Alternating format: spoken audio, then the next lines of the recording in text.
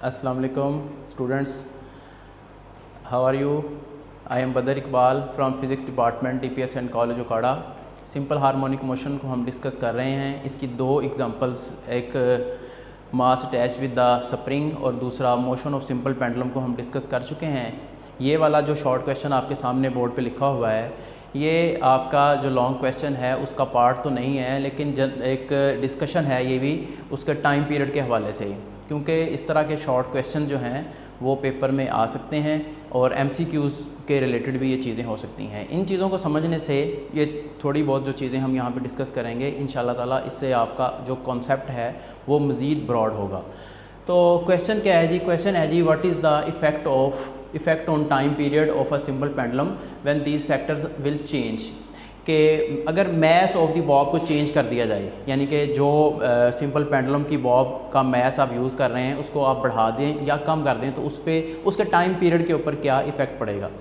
अगर आप simple pendulum का एम्पलीट्यूड चेंज कर दें तो उसके टाइम पीरियड पे क्या इफ़ेक्ट पड़ेगा। अगर लेंथ को चेंज कर दें तो क्या होगा, और वैल्यू ऑफ जी जो है वो उसको चेंज कर दिया जाए अगर, तो फिर क्या इफ़ेक्ट होगा।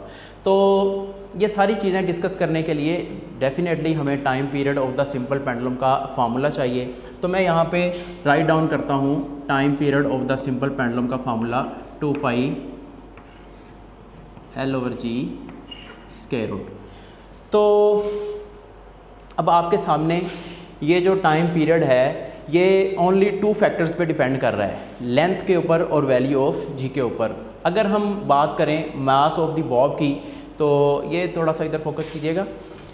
ये आपके सामने एक सिंपल पेंडुलम है, मेरे पास इसकी ये बॉब है। ये क्वेश्चन ये है कि अगर बॉब का जो साइज़ है या इसका जो मैस है इसको चेंज कर दिया जाए तो टाइम पीरियड के ऊपर क्या इफ़ेक्ट पड़ सकता है। तो अकॉर्डिंग टू द फार्मूला यहाँ पे मैस का कहीं जिक्र नज़र नहीं आ रहा। अब अगर यहाँ पे कहीं मैस का जिक्र ही नहीं है तो फिर मैस को आप बढ़ा लें या कम कर लें तो टाइम पीरियड के ऊपर कोई इफ़ेक्ट नहीं पड़ेगा।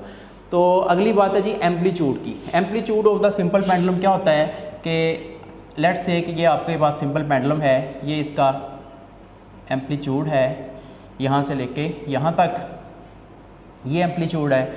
अब आपके पास ये इस एम्पलीट्यूड के साथ वाइब्रेट करता हुआ सिंपल पेंडुलम जो है वो जो भी टाइम लेगा, तो अगर आप इसका एम्पलीट्यूड बढ़ा दें, यहाँ पे ले जाएं, तो एम्पलीट्यूड का जिक्र देखें कहीं टाइम पीरियड के अंदर है, टाइम पीरियड के फार्मूले के अंदर कहीं एम्पलीट्यूड का जिक्र हमें नज़र नहीं आ रहा। तो एम्पलीट्यूड को चाहे आप बढ़ा दें चाहे आप कम कर लें तो टाइम पीरियड के ऊपर कोई इफ़ेक्ट नहीं आएगा। फॉर एग्ज़ाम्पल हम यहाँ पे हमारे पास जो सिंपल पेंडुलम है, हम इसके हमारे पास इसका ये टाइम एम्पलीट्यूड है, हम इस एम्पलीट्यूड के साथ अगर इसको वाइब्रेट करवाना चाहें तो ये देखिएगा, तो इसका एक टाइम पीरियड आएगा। ये देखें, इसने 1 वाइब्रेशन कंप्लीट किया अपना और इसमें कोई टाइम लगा। तो अब अगर हम इसका जो एम्पलीट्यूड है वो बढ़ा दें, पहले से ज़्यादा कर दें, तो ये ज़्यादा तेज़ी के साथ जो है वो उतना ही वो उसी एक वाइब्रेशन को कंप्लीट करेगा, यानी कि सेम टाइम लेगा दूसरा वाइब्रेशन सेकंड एम्पलीट्यूड के साथ कंप्लीट करने में भी। तो इसका मतलब ये हुआ कि एम्पलीट्यूड को अगर आप कम रखें या बढ़ा दें, टाइम पीरियड के ऊपर कोई इसका इफ़ेक्ट नहीं होता। There is no effect on the time period of simple pendulum when the value of amplitude is change. जी, मैस ऑफ द बॉब को चेंज करने से टाइम पीरियड पे कोई फ़र्क नहीं पड़ता, amplitude of the simple pendulum का चेंज करने से भी कोई फ़र्क नहीं पड़ता। अब हम आते हैं जी length of the simple pendulum. तो length of the simple pendulum, इसको यहाँ से लेके यहाँ तक की जो लेंथ है इसको हम length of the simple pendulum कहते हैं। अगर इस स्ट्रिंग की लेंथ को चेंज कर दिया जाए, स्ट्रिंग की लेंथ को चेंज कर दिया जाए तो फिर time period of the simple pendulum के पे क्या इफ़ेक्ट पड़ता है। अब हम फार्मूले की तरफ आते हैं। फार्मूले के अंदर बड़ा वाज़े तौर पे आपको नज़र आ रहा है कि लेंथ जो है वो टाइम पीरियड का एक फैक्टर है, यानी कि लेंथ को चेंज कर देने से time period of the simple pendulum क्या हो जाएगा, चेंज हो जाएगा। और है भी ये डायरेक्टली प्रोपोर्शनल, यानी कि अगर आप लेंथ को बढ़ाएंगे तो time period of the simple pendulum definitely increase हो जाएगा, और अगर आप लेंथ को ही कम कर देंगे तो time period of the simple pendulum भी क्या हो जाएगा, कम हो जाएगा। तो हम यहाँ पे ये कंक्लूड करते हैं कि length of the simple pendulum is directly proportional to the time period of the simple pendulum.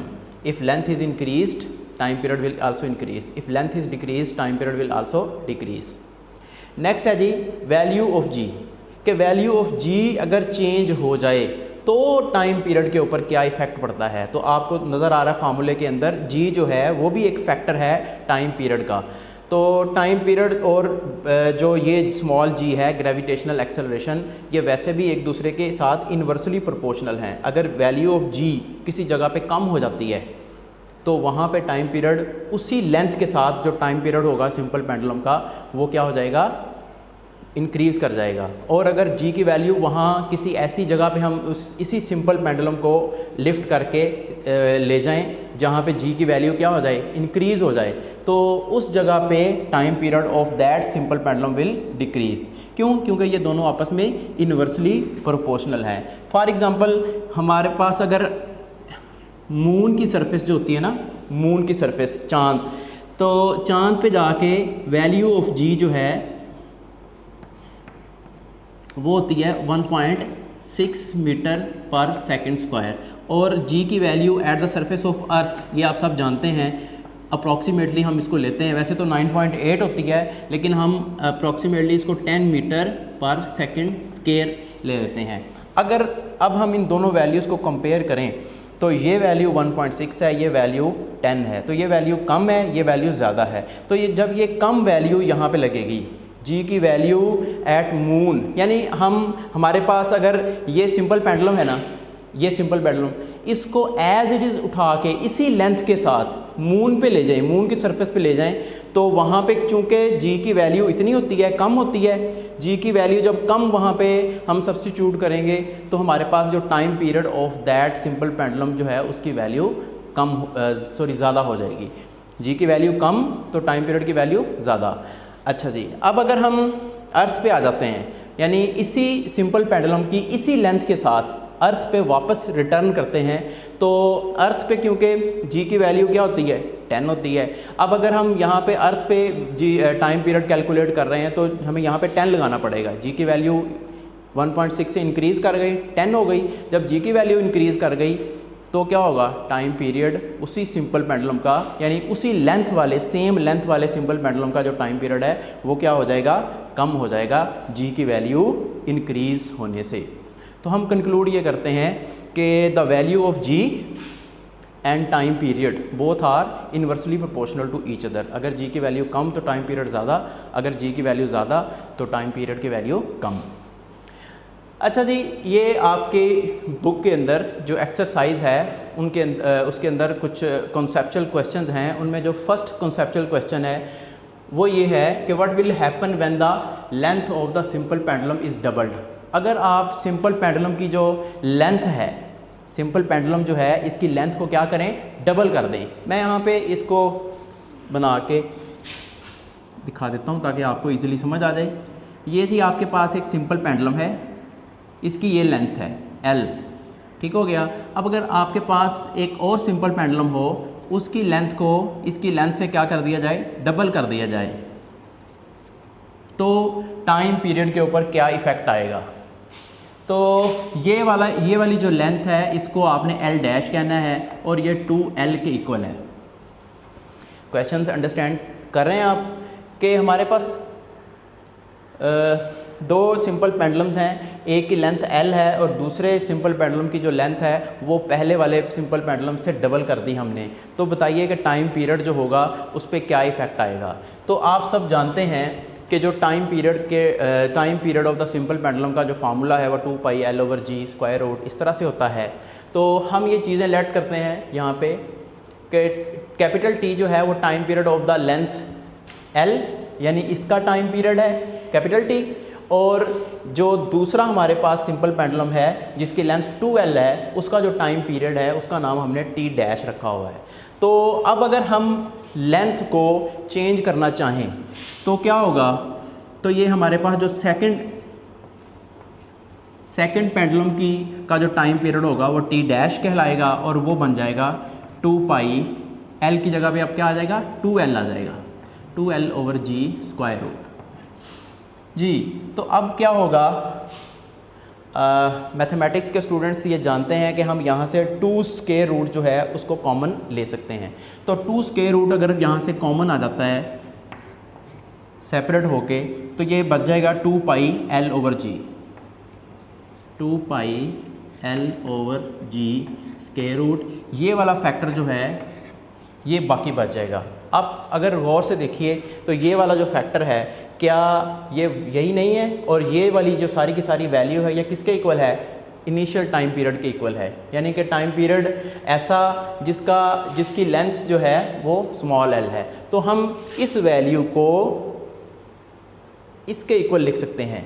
तो ये क्या बनेगा, न्यू टाइम पीरियड जो है हमारा चेंजिंग लेंथ वाला, चेंज्ड लेंथ वाला, वो बन जाएगा स्टूडेंट्स 2 स्क्वायर रूट, और इसकी जगह पे हम कैपिटल T लगा देते हैं अकॉर्डिंग टू दिस इक्वेशन।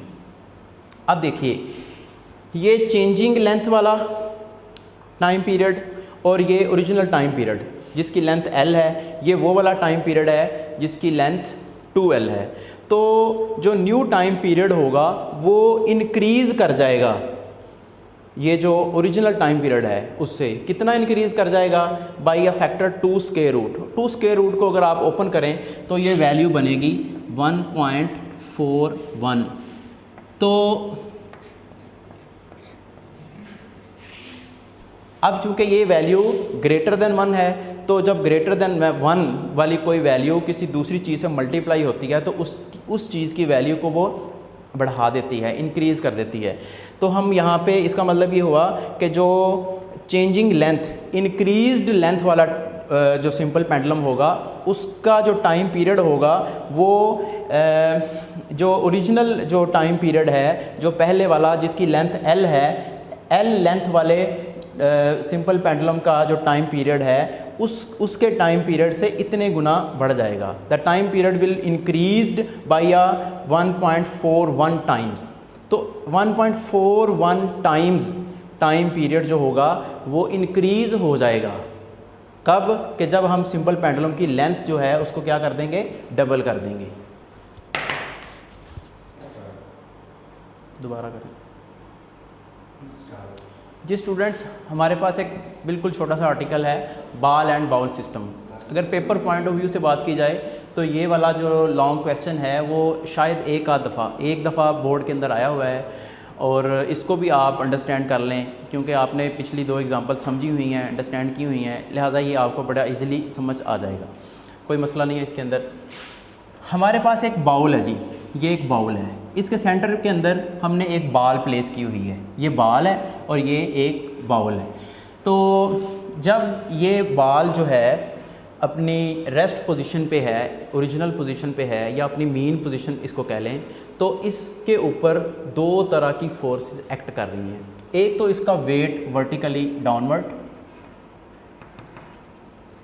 दूसरा आपको पता है कि जब भी कोई चीज़ किसी सरफेस के ऊपर पड़ी होती है तो सरफेस जो है उस चीज़ के ऊपर एक नॉर्मल रिएक्शन फोर्स एक्ट करती है, और वो जो नॉर्मल रिएक्शन फोर्स होती है वो उस बॉडी के वेट के इक्वल होती है। अगर वेट बॉडी का डाउनवर्ड है तो नॉर्मल रिएक्शन फोर्स उतनी ही वेट के इक्वल नॉर्मल रिएक्शन फोर्स किधर होती है, अपवर्ड डायरेक्शन के अंदर। तो इसी तरह से यहाँ इस बॉल के ऊपर क्या होगा, एक नॉर्मल रिएक्शन फोर्स एग्जर्ट करेगी और उसकी जो डायरेक्शन होगी वो अपवर्ड होगी, वर्टिकली अपवर्ड होगी। Weight vertically downward, normal reaction force vertically upward. दोनों फोर्सेस एक दूसरे के इक्वल और ऑपोजिट होने की वजह से एक दूसरे को बैलेंस करेंगी, लिहाजा ये बॉल किसी डायरेक्शन में मूव नहीं करेगी। अब हमने क्या करना है, हमने इस बॉल को यहाँ पे कुछ डिस्प्लेसमेंट कवर करवाना है। हम इसको ये एम्पलीट्यूड इसका बन गया यहाँ से लेके यहाँ तक। यहाँ पे क्या होता है, यहाँ पे जब बॉल को हम ला के फ्री करते हैं, छोड़ते हैं, तो ग्रेविटी की वजह से ये अपनी ओरिजिनल मीन पोजीशन की तरफ, अपनी ओरिजिनल पोजीशन या अपनी मीन पोजीशन की तरफ मूव करना स्टार्ट करती है। तो यहाँ पे आते हुए इसकी वेलोसिटी इंक्रीज़ करती है, यहाँ पे आके मैक्सिमम हो जाती है, और मैक्सिमम वेलोसिटी की वजह से इनर्शिया जो है वो इसको यहाँ पे स्टॉप होने नहीं देता। लिहाजा ये जितना डिस्प्लेसमेंट इसको हमने इधर से इधर कवर करवाया है एग्जैक्टली उतना ही डिस्प्लेसमेंट ये इधर से इधर कवर करेगी और ये बॉडी जो है ये इस सेकंड एक्सट्रीम पोजीशन पे पहुंच जाएगी। यहाँ पे आके दोबारा से ग्रेविटी की वजह से ये वापस अपनी मीन पोजीशन की तरफ आएगी। यहाँ पे आके मैक्सिमम वेलोसिटी और इनर्शिया का सामना करना पड़ेगा और इनर्शिया की वजह से क्या करेगी, ये आगे चली जाएगी। तो इसी तरह से ये आप इसको पोजीशन को O कह लें, इसको A कह लें, इसको B कह लें। ये A और B दो एक्सट्रीम पोजीशंस पे वाइब्रेट करेगी about it's mean position O। अपनी मीन पोजीशन O के अबाउट ये वाइब्रेट करना स्टार्ट कर देगी। क्योंकि ये फ्रिक्शन का भी सामना करना पड़ेगा इसको। अगर हम आइडियल सिस्टम लें तो ये सारे का सारा जो सिस्टम होगा ये फ्रिक्शन लेस होगा, लेकिन क्योंकि आइडियल सिस्टम जो है वो एग्जिस्ट नहीं करता, कुछ ना कुछ फ्रिक्शन जो होगी वो बॉल एंड बाउल के दरमियान ज़रूर होगी। थोड़ी देर के बाद क्या होगा कि इसका एम्पलीट्यूड जो है वो आहिस्ता आहिस्ता कम होके ये दोबारा से ये बॉल स्टॉप कर जाएगी। लेकिन ड्यूरिंग वाइब्रेशन अगर हम बात करें तो ये ड्यूरिंग वाइब्रेशन ये जो बॉल है ये सिंपल हार्मोनिक मोशन की कंडीशंस को सेटिस्फाई करेगी। और सिंपल हार्मोनिक मोशन की सबसे पहले जो डेफिनेशन है वो आपने बुक से याद करनी है, आपने बार बार यहाँ पे समझी हुई है कि सिंपल हार्मोनिक मोशन क्या है। It is a special type of vibratory motion in which acceleration is directly proportional to the displacement from the mean position and that acceleration is always directed towards the mean position. तो ये इसकी definition हो गई। अब किसी भी किस्म की जो सिंपल हार्मोनिक मोशन है उसके अंदर ये प्रॉपर्टीज़ जो हैं वो आपने देखी हैं। वो प्रॉपर्टीज़ जो हैं वो क्या हैं, हम इनको एक दफ़ा सिर्फ पढ़ लेते हैं, ठीक है। A body executing simple harmonic motion always vibrates about a mean position, कि जो भी body simple harmonic motion perform करती है वो किसी ना किसी पॉइंट के अबाउट क्या करती है, वाइब्रेट करती है। यानी कि सिंपल हार्मोनिक मोशन जो है वो वाइब्रेटरी मोशन की ही टाइप होनी चाहिए, होती है। इट्स एक्सेलरेशन, ये स्मॉल a जो है इसका मतलब है acceleration. It's acceleration is always directed towards the mean position. जो तीन एग्जांपल्स हमने पढ़ी हैं, तीनों की तीनों एग्जांपल्स के अंदर हमने देखा कि जो एक्सेलरेशन की जो डायरेक्शन है वो किधर है, मीन पोजीशन की तरफ है। चाहे mass attach to the spring वाली मिसाल ले लें, सिंपल पेंडुलम की एग्जांपल ले लें, आप बॉल एंड बाउल की एग्जांपल ले लें, तो तीनों के अंदर जो एक्सेलरेशन की डायरेक्शन है वो हमेशा किधर है, towards the mean position.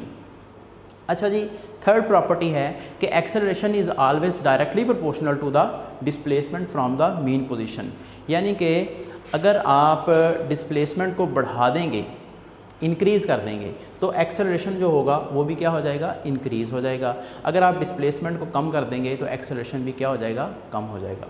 Number 4, its velocity is maximum at mean position and zero on the extreme position. आपने mass attach with the spring वाली एग्जांपल, सिंपल पेंडुलम वाली एग्जांपल और बॉल एंड बाउल वाली एग्जांपल, तीनों के अंदर देखा कि जो वाइब्रेटिंग बॉडी है या ऐसी वाइब्रेटिंग बॉडी जो SHM को एग्जीक्यूट करती है, उसके अंदर जब भी बॉडी वाइब्रेटिंग बॉडी जब अपनी एक्सट्रीम पोजीशन पे होती है तो वहाँ पे उसकी वेलोसिटी ज़ीरो होती है। दोनों एक्सट्रीम्स के ऊपर वेलोसिटी क्या होगी, ज़ीरो। और जब बॉडी अपनी मीन पोजीशन पे होती है तो उसकी जो वेलोसिटी है वो मैक्सिमम होती है। और वेलोसिटी यहाँ पे मैक्सिमम होने की वजह से यहाँ पे काइनेटिक एनर्जी भी इसकी मैक्सिमम होगी, और वेलोसिटी यहाँ पे ज़ीरो होने की वजह से यहाँ पे काइनेटिक एनर्जी भी, यानी कि एक्सट्रीम पोजीशन पे काइनेटिक एनर्जी भी क्या होगी, ज़ीरो होगी। तो this is the end of simple harmonic motion. तो सिंपल हार्मोनिक मोशन को हमने ख़त्म कर लिया है। इसके जो तीनों केसेस हैं उन और सिंपल हार्मोनिक मोशन की आपने डेफिनेशन को, इसकी प्रॉपर्टीज़ को याद करना है। इसके तीनों केसेस को जो हमने डिस्कस किए हैं इंडिविजुअली हर एक एक लेक्चर के अंदर, उनको आपने प्रिपेयर करना है अच्छे तरीके से।